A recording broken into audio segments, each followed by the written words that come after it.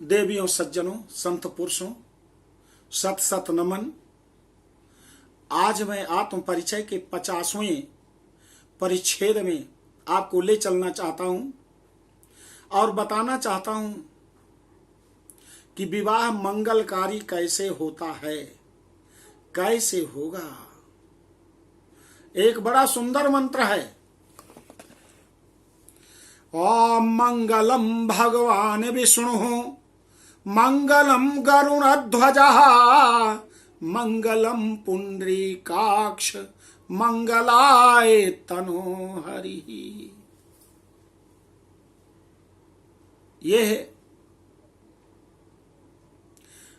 विष्णु पुराण में है। भगवान ब्रह्मदेव सृष्टि का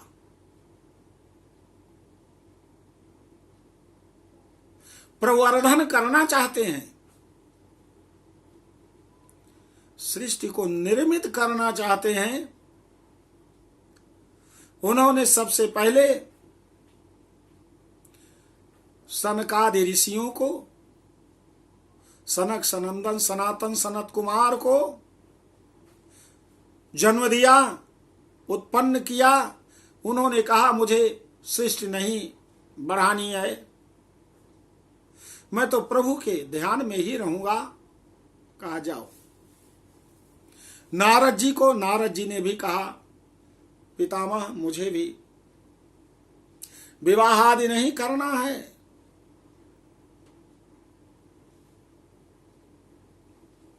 कहा ठीक है भाई,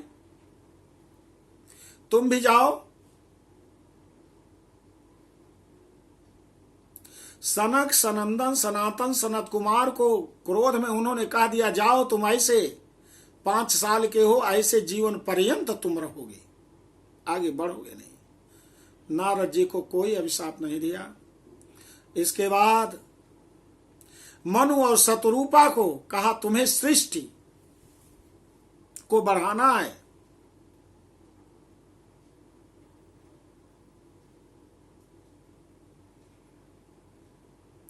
मनु और शतरूपा कहा ठीक है,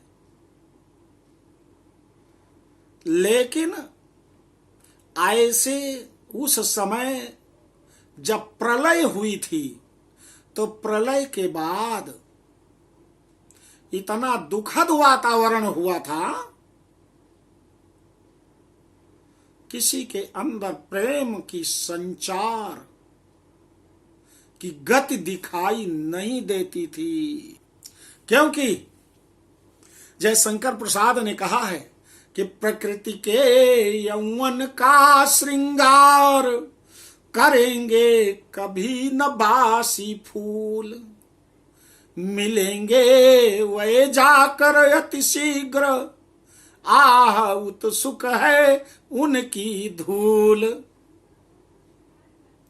जो कुछ भी ब्रह्मदेव जिसको भी भेज रहे हैं, उसमें न आकर्षण है न विकर्षण है, और वो सब मिट्टी में मिल जा रहे हैं।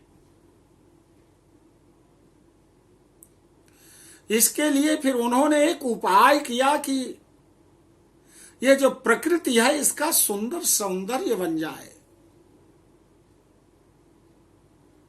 और विचार आया कि प्रकृति जब सजती है तो नित्य नए नूतन सद्य पुष्पित पल्लवित पुष्पों पत्तों से, मुरझाए हुए पुष्प और पत्ते तो पृथ्वी अपनी गोदी में उन्हें लेने के लिए आतुर रहती है। सुंदर वातावरण को सृजित करने के लिए कामदेव को और उनके एक सखा वसंत को, वसंत ऋतु को बनाया, लेकिन इनमें भी प्रेम और सौंदर्य का उद्भास नहीं हुआ। तत्पश्चात कामदेव की पत्नी रति ने विवाह किया, लेकिन फिर भी रति का उद्भास, स्वभाव, परिहास, श्रृंगार कुछ भी दिखाई नहीं दे रहा। तो नारद जी ने कहा पितामह कुछ और करिए। तो उन्होंने पुंडरीक और काक्ष एक जोड़े को उन्होंने बनाया और कहा पुत्र और पुत्री तुम दोनों जाओ कामदेव और रति में, प्रकृति और पुरुष में, प्रकृति के पुष्प पल्लवों में, सब में तुम्हें काम भावना उत्पन्न करनी है, आकर्षण उत्पन्न करना है, प्रेम प्रसारित करना है, जिससे सृष्टि आगे बढ़े। चरण वंदन किया पुंडरीक और काक्ष। काक्ष माने कक्षा, पुंडरीक साक्षात भगवान विष्णु हैं और भगवान विष्णु की प्रथम पत्नी पृथ्वी माता है। हम समुद्र वसने देवी पर्वती स्तन मंडले विष्णु पत्नी नमस्तुभ्याम पाद स्पर्शो क्षमस्व में। विष्णु भगवान की पत्नी है पृथ्वी माता। वही दोनों पुंडरीक और काक्ष, वो दोनों लोगों ने ऐसा सुंदर प्रकृति को सुसज्जित कर दिया, सर्वत्र सुगंध बिखेर दिया, फूल पौधों पर भ्रमर गुंजायमान कर दिया, रंग बिरंगी तितलियों को नाचने, भ्रमण करने, घूमने के लिए प्रेरित कर दिया। समस्त पृथ्वी प्रेम और सौंदर्य में,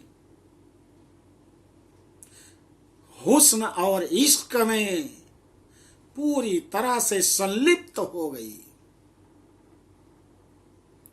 सृष्टि बढ़ने लगी। अब पुंडरीक और काक्ष ने संपूर्ण संसार में सृष्टि के निर्माण के लिए प्रेम भावना, संयोग, श्रृंगार की उत्पत्ति कर दी। बाद में उन्होंने सोचा कि हम दोनों विवाह कर लें। इसकी एक्सेप्टेंस लेने के लिए ब्रह्मा जी के पास पुंडरीक और काक्ष पहुंचे। ब्रह्मा जी ने कहा तुम दोनों का विवाह नहीं हो सकता, भाई और बहन हो, कदापि मैं आदेश नहीं दे सकता हूं। कहा पितामह मुझे तो विवाह करना ही है। पुंडरीक और काक्ष लक्ष्मी नारायण के पास क्षीर सागर में पहुंचते हैं। लक्ष्मी ने पुंडरीक और काक्ष की बात को सुना, एक्सेप्टेंस दे दिया और अपने नारायण को भी मना लिया। कहा देखो स्वामी, आपसे मैं प्रेम करती थी, इसीलिए आपने मुझे स्वीकारा है। तो काक्ष पुंडरीक से, पुंडरीक काक्ष से प्रेम करते हैं, इसलिए विवाह की अनुमति दो। तो नारायण भी इस बात को स्वीकार कर लिया। कहा लेकिन तुम दोनों चले जाओ कैलाश पर, जहां गौरी शंकर हैं। उधर माता लक्ष्मी ने कहा दीदी गौरी, ये दोनों जोड़े जा रहे हैं और इनको आपस में प्रेम करना है, विवाह करना है, अरेंज मैरिज करनी है, तो इसलिए पूछ रहे हैं। पृथ्वी माता और भगवान नारायण की अरेंज मैरिज हुई थी। पुंडरीक भगवान विष्णु हैं, काक्ष पृथ्वी माता हैं। लेकिन पृथ्वी को भी जन्म दिया ब्रह्मा जी ने, और नारायण के अंश हैं पुंडरीक। कैलाश पर जाते हैं, माता गौरी ने एक्सेप्टेंस दे दिया, लेकिन भगवान भोलेनाथ से माता गौरी जाकर के जिद करने लगी और कहा,